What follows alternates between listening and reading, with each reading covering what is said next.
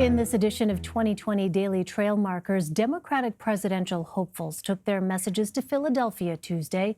6 candidates attended the AFL-CIO Workers Presidential Summit. They discussed everything from health care to workers' rights.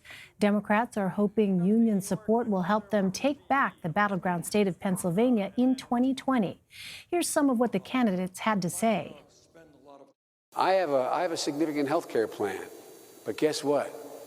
Under mine, you can keep your health insurance you bargained for if you like it. If you don't, you can move and you can come into a public plan. But you're broken your neck to get it, you've given up wages to get it, you should be entitled to keep it, and no plan should take it away from you if that's what you decide. We need a game change. And the game change is a dividend of $1,000 a month for every adult. And even your union leaders who are negotiating on your behalf, they know you can't go months without a paycheck, and so they have to go into every negotiation with that in mind. This is how we change the game. That if a company refuses to negotiate a first contract, that company will be severely penalized. What this legislation does is end Section 14B of Taft-Hartley and eliminate all right-to-work legislation in this country. CBS News political unit associate producer Sarah Ewall-Wice filed this report on how the candidates' messages are being received by union members.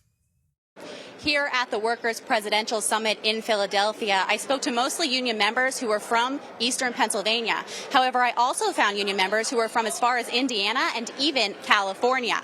Some told me that they were here to hear from all the candidates, including former Vice President Joe Biden, Senators Bernie Sanders and Senator Amy Klobuchar, Andrew Yang, and Mayor Bill de Blasio. But the candidate people told me they were most interested in hearing from most often was, in fact, Senator Bernie Sanders. On the messaging, some of it was very similar. All the candidates talked about how unions help build the middle class, and it is important to protect the right to organize. They also focused on how members in the audience pay more in taxes than some of the biggest corporations in the country.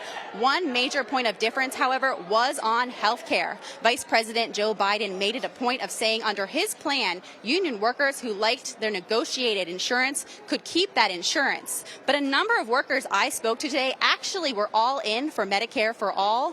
From where I was standing, Senator Bernie Sanders had the largest applause of any candidate who spoke here today. However, with a lot of the people I spoke with, they all said that anyone would be better than President Donald Trump, and that whoever ended up being the Democratic nominee would likely have their vote.